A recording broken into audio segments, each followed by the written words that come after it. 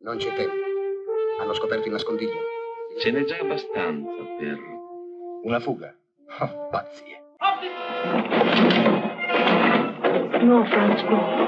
È venuto da Kramer. Sa tutto, bisogna confessare. Zwei da drüben, zwei links aus, ja, und zwei hier. Von rechts aus, non me lo dica! Speriamo bene. Ada non deve sapere, non una parola, capito?